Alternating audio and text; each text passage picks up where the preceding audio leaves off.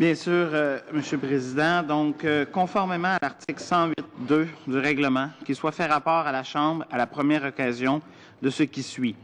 Le Comité permanent de la citoyenneté et de l'immigration, tout en reconnaissant qu'il appartient uniquement au ministère de la Citoyenneté et de l'Immigration, CIC, d'établir la liste des médicaments couverts par le programme fédéral de santé intérimaire, recommande au gouvernement de conclure rapidement une entente formelle avec l'Association québécoise des pharmaciens propriétaires dans le cadre du PFSI. Le comité recommande de plus que CIC se conforme sans délai au terme de l'entente temporaire conclue le 2 février dernier, qui prévoit le traitement des demandes de tous les pharmaciens représentés par l'AQPP, y compris ceux qui ne sont pas enregistrés individuellement auprès de Médavis Croix-Bleue. Voilà. Alors, Monsieur le Président, sur la première partie, c'est tout simple. On a déjà eu 2 rencontres en comité pour discuter de cette situation-là. Je pense qu'il y a tout intérêt pour le gouvernement à conclure une entente avec la QPP. Ça se fait déjà avec d'autres partenaires du programme fédéral de santé intérimaire, comme c'est indiqué sur le site web même de ce programme-là, nommément la GRC, la Défense, les anciens combattants et les questions autochtones avec Santé Canada.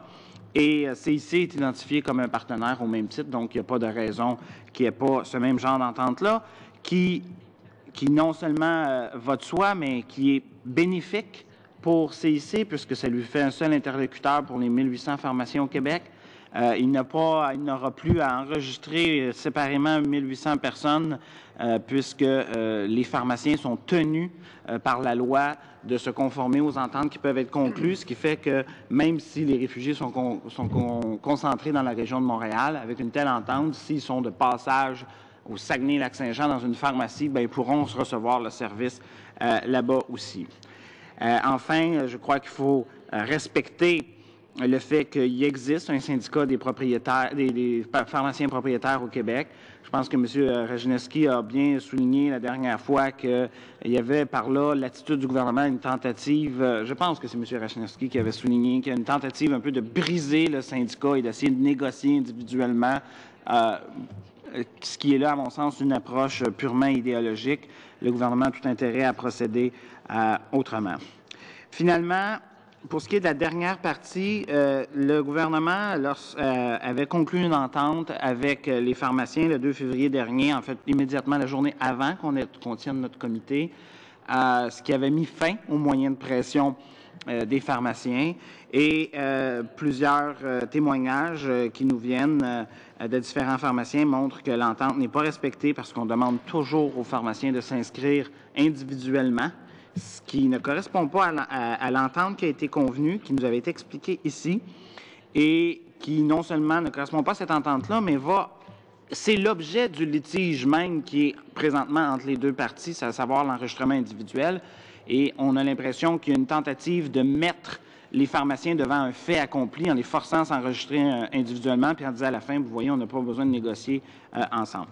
Alors, je pense que la motion est équilibrée, elle est balancée, elle reconnaît le fait que c'est CIC qui détermine la couverture, que tout ce qui intéresse les pharmaciens, c'est la mécanique, les procédures de remboursement, de litige et compagnie.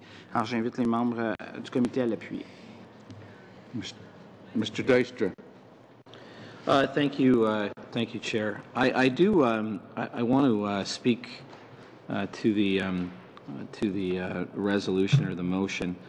One of the two parts. One, I would like to speak to this particular motion. The second is that I would like to put forward some potential amendments to the motion. I think there are some parts of this that the government is prepared to support from a committee perspective, but there are portions of which are somewhat contrary to the actual work that the ministry is engaged with the pharmacies in Quebec.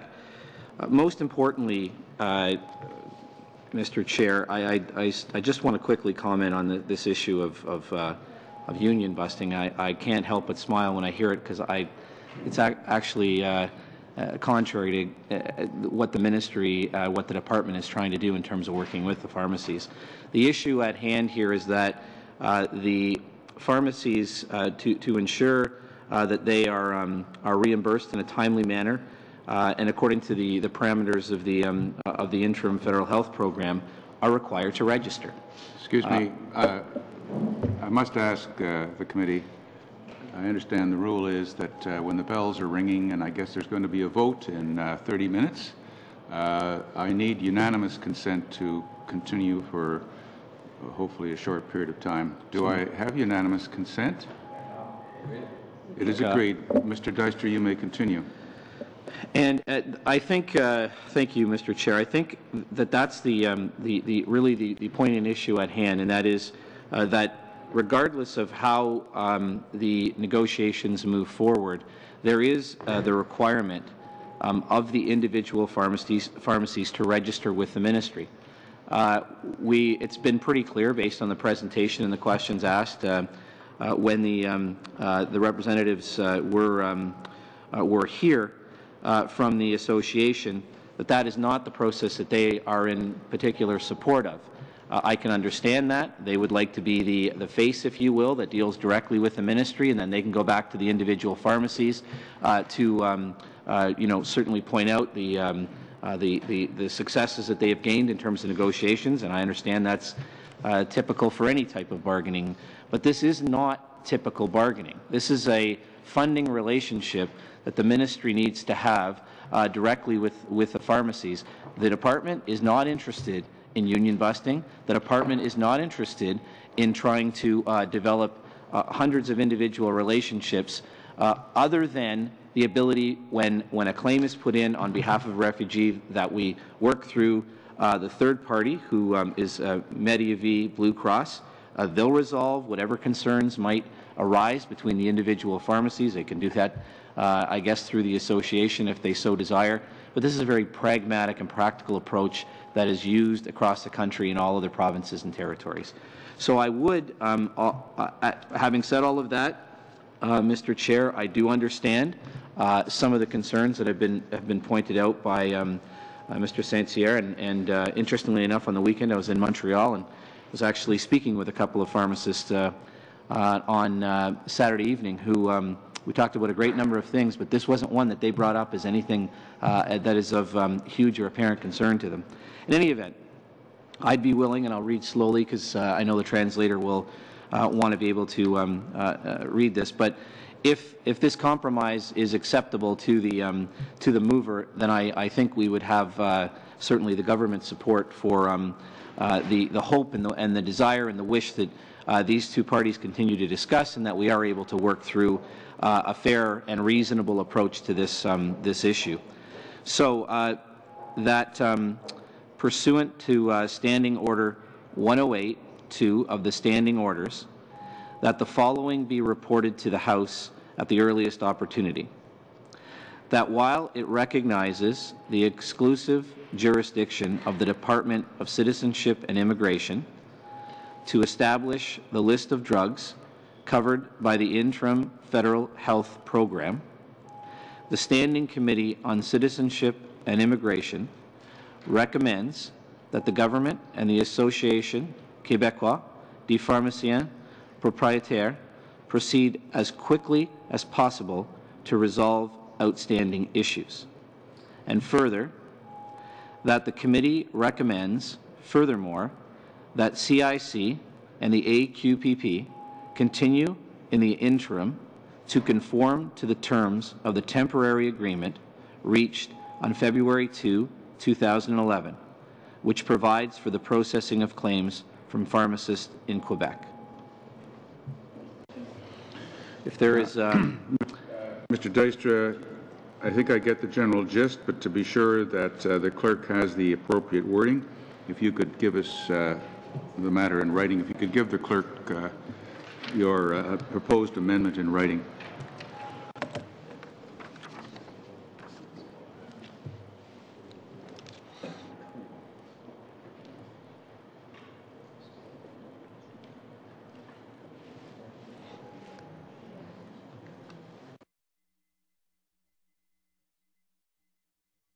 Okay.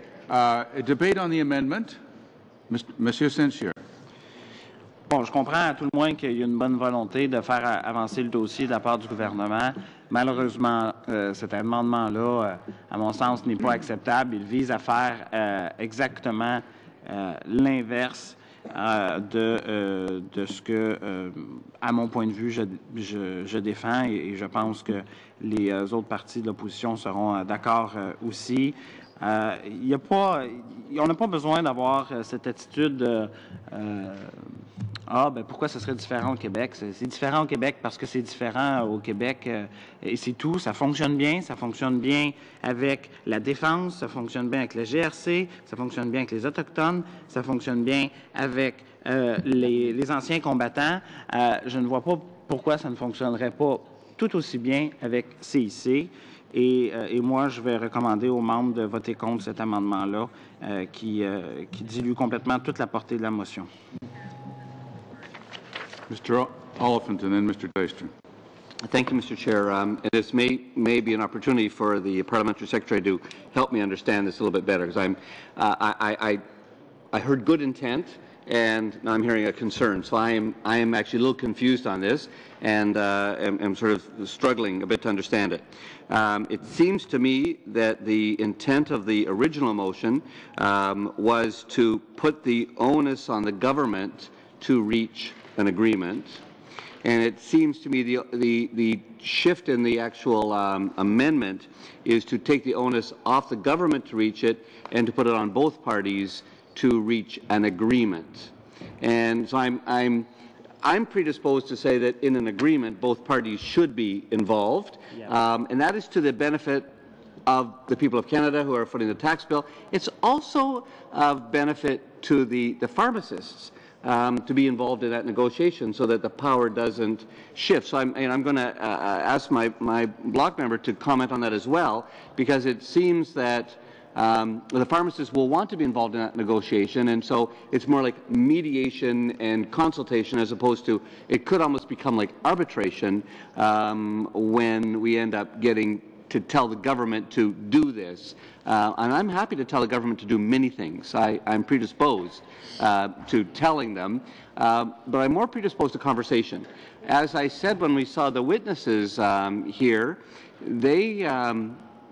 my concern is not for the pharmacists, and it's frankly not for the CIC. It's for the refugees who need to get drugs, and for the people of Quebec who need to make sure that people with infectious diseases are actually being treated in a timely manner. Because if we don't have an infectious disease treated because someone can't get the drugs because they can't pay for them, that's a concern to me for public health. So I want this agreement to be reached quickly, so I like the intent of the original motion, but I'm also liking the intent of the government's amendment that looks like it's attempting to bring parties together to the table so something is not imposed. So I need to confirm that that is indeed the government motion, the government member's motion, that that's the real intent. I also need to know whether I'm missing something from the original proposer. Mr. Deister and then Mr. St-Cyr. I actually appreciate what the request for clarification that Mr. Oliphant is making, and let me use his example as a way to respond. He indicated that he has no issues telling the government what to do on particular cases, and I actually, from an opposition perspective, I completely understand what he is referencing when it comes to that point. When the opposition objects or disagrees with the direction that the government is moving in, it is actually their right to oppose that and suggest alternate policy direction or alternate direction in terms of where the government is going.